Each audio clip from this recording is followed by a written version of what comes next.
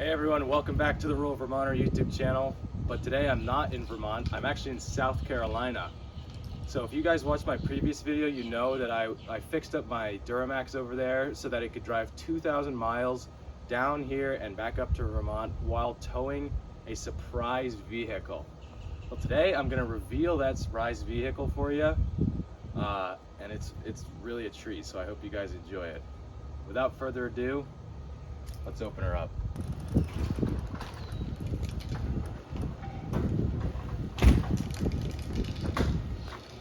So there it is.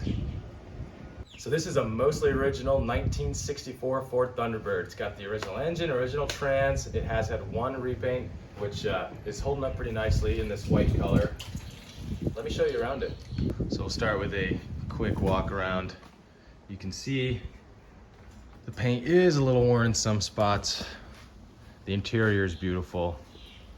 It's got a little tear here, and then that sun visor fell off apparently. From the back, looks just as good. So this trim piece right there is a little bit misaligned, if you can tell, but the body lines are super straight. And now let me pop the hood. So it's got the original engine in it, which is, I believe, a 390. It's the Cobra, which was inspiration for the Cobra Jet Mustang, if my memory serves me right. Looks like he just put a new starter solenoid in it and a new battery, so hopefully it'll crank over. But, oh yeah, and look at that. It's got a new brake master cylinder too. So you guys will be seeing a lot more of this car as the video goes on. That was more of just a brief walk around to get you guys acquainted with it and everything. But let me explain how I got this after the wind dies down. So I met the son of the owner of this car in college, and he'd owned it for 15 years, but he's ready to move on now. So they came up with a pretty unique deal for me. I don't have to put any money down, but I get to take it back home, enjoy it for a little while, and then after I fix it up and sell it, I can keep a portion of the profits and then send the rest to the owner. So it's a really unique deal, and it's definitely a win for me because I get to have a Thunderbird for the summer and show it off around town and keep a portion of the profits and visit beautiful South Carolina. So in the 15 years that they owned the car, they said they only took it out a handful of times, and I believe right now it's not really running. So the first thing I'm going to try to do is fix it up here so that I can take it around the block a couple of times to South Carolina, because the weather's a lot nicer here and the roads are a lot nicer here than in Vermont. So I feel like it'd be a better place to enjoy it here.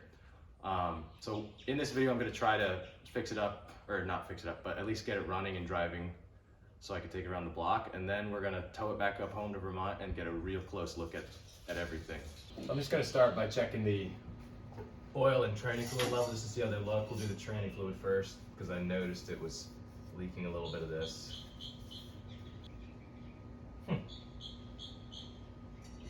That actually looks in really good shape and at the correct level, but it was certainly leaking transmission fluid on the ground. Oil level is also good, but probably old. Should probably change that. This car is equipped with power steering, which is right here.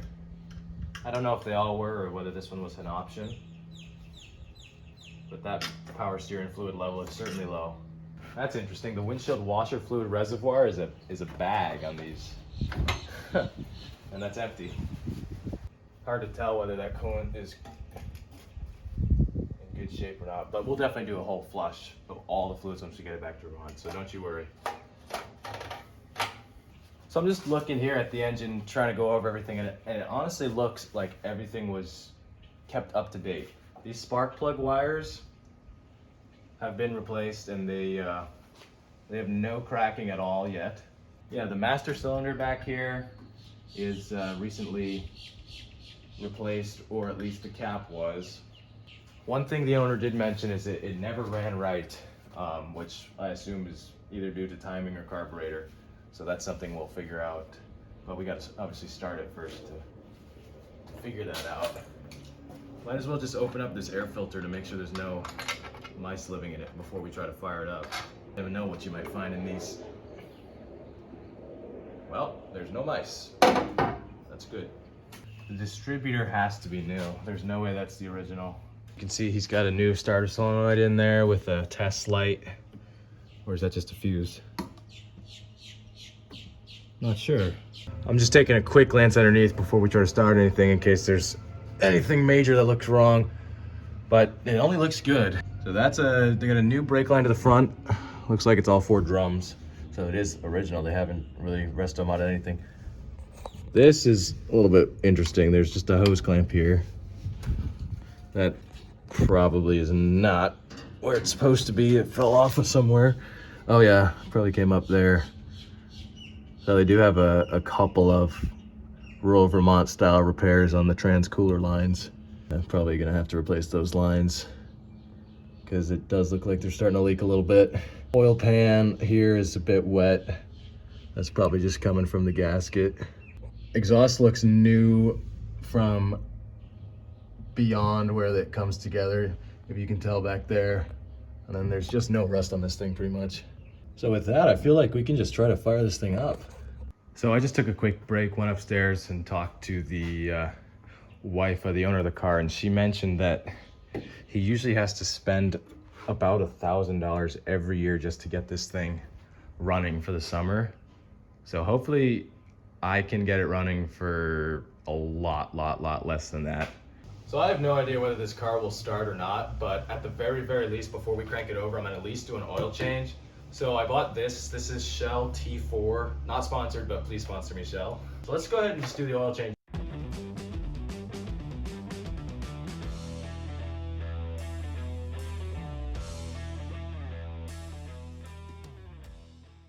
So this drain plug is magnetic and there was nothing stuck to it, which is a very good sign. Around a little more, this will just help not starve the engine of oil once it first starts up after a while of sitting. A nice oil seal on the O-ring. That'll be just fine.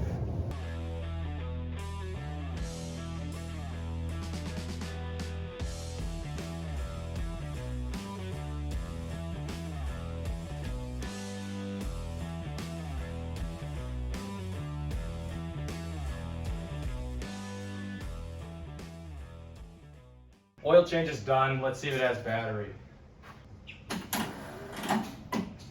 It has no battery, so we'll get the truck in here, try to jump start it. Got the Duramax hooked up to it.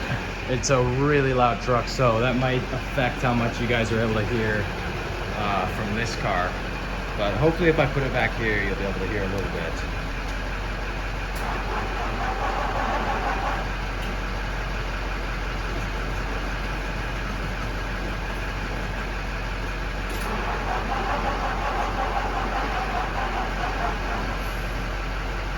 So I'm just gonna give her a little bit of go-go juice right down the carburetor. It's got some lubrication in it too, just to make sure we don't mess up the cylinder heads. But I think it's gonna need a little bit of go-go juice just to get that little kickstart going.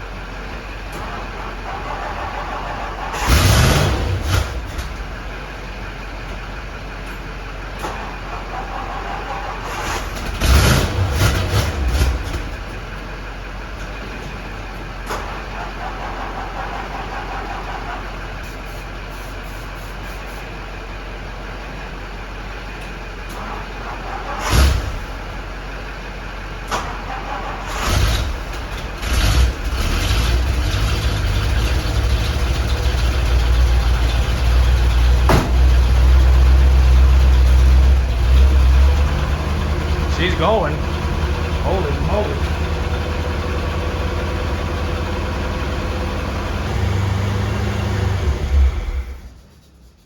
Of course, as I drive my truck away, it dies and now doesn't have enough battery again. So we gotta fire it back up. Got her back running again. Gray, are you impressed? I'm very impressed. Oh, good, good. It might have a bad alternator or a bad battery because when I undo it, it dies. Either that or it's got back fuel somewhere. We'll look at the alternator, see if it's generating power on its own. The alternator is working, so hopefully it just died. That was a fluke. But like I said, the owner of the car did say it runs finicky a lot of the times. So I managed to set off their fire alarm, but pulled it out, so hopefully it'll stop. Might need to open some doors though. Oh, yeah, no, we can't drive again. Unfortunately, there's no transmission fluid in it, meaning I have to go to the gas station first to buy some transmission fluid, and then we'll put it in, and then we can take it for a test spin. So we're in Gray's other car now, and it's a Tesla. So I figure I got to show you guys a quick 0 to 60 in it. No, we can't hear it. It's not here though, yeah. Is it a Model S? Yes, it is a Model S. Not the Plaid, but it still feels very quick. All right, here we'll do a little one. Okay, we'll do a quick little pull. Right. It's ridiculous, guys. Wow. Just a 50. It really puts me back in my seat though. It's got a little kick in it. Yeah, it does. Gonna do one more 0 to 60 test. Here we go. What? Oh Lord! And 60. Woo! That was pedal aluminum. And my lungs went up my throat. Gonna fill her up with the old ATF and hopefully take her for a spin. All right, so we're gonna try the very first drive into Thunderbird. It's a little bit dark out and it's a little bit drizzly, but finally got her going right. Finally got the fluids all at the right level. So let's give it a shot and see how she goes. It's already stalled once on me, but here we go. Oh, listen to that. It's not even moaning anymore. Oh, there she goes.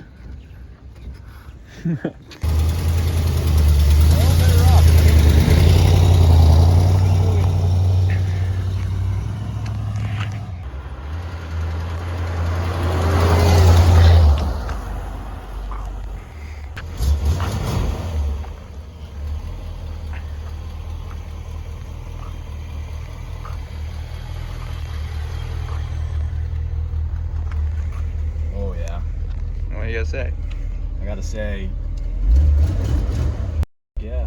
So very successful first drive, kinda. I think the accelerator pump is what's wrong because when I press the gas, she just dies. So probably needs the accelerator pump cleaned out, or maybe if I put in fuel cleaner, it'll fix itself, but it's definitely gonna need a carb clean. But she drives good. Probably take her out a couple more times here in South Carolina and then take it back to Vermont. She's pretty sweet though. So guys, I didn't get to take this around South Carolina anymore, but it is my time to head out of here. So we're gonna see if this thing fires up, load it up onto the trailer, and head the 1,000-ish miles back home to Vermont. Let's go ahead and load this thing up.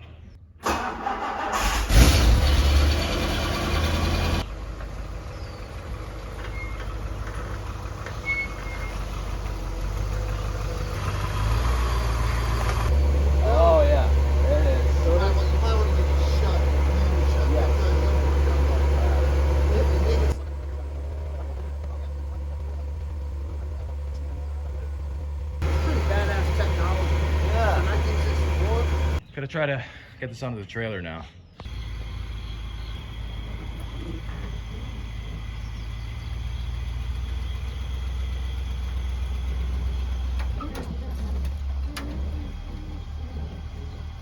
So she's loaded up. It ended up taking me a little while because there was people driving by asking about the car, but got her on there, so that's all that matters. So I got all 4 tires strapped down. I'm gonna miss this place. Right now it's 90 degrees, so I'm not gonna miss that, but anyway, we out.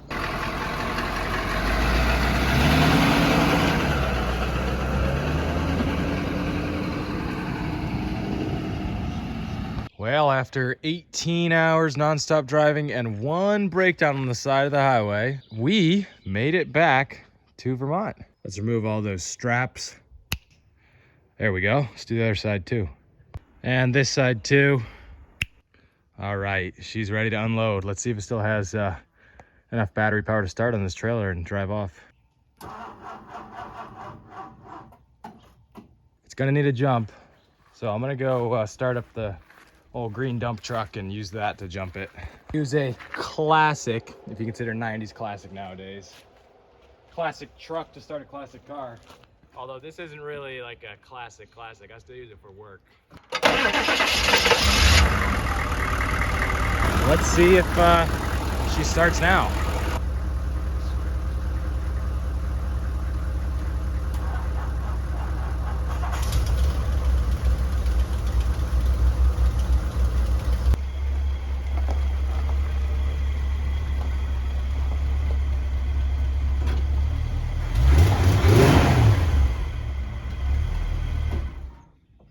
Well, that's going to be it for this video, guys. Thanks for watching this adventure. It certainly was an adventure, and I hope you guys enjoyed this car as much as I do. Make sure you stay tuned for next week, where we go through the mechanicals as well as cosmetics and get this thing back to its former glory. So stay tuned. Woo! I have never, ever, ever, ever seen a fuel filter that bad.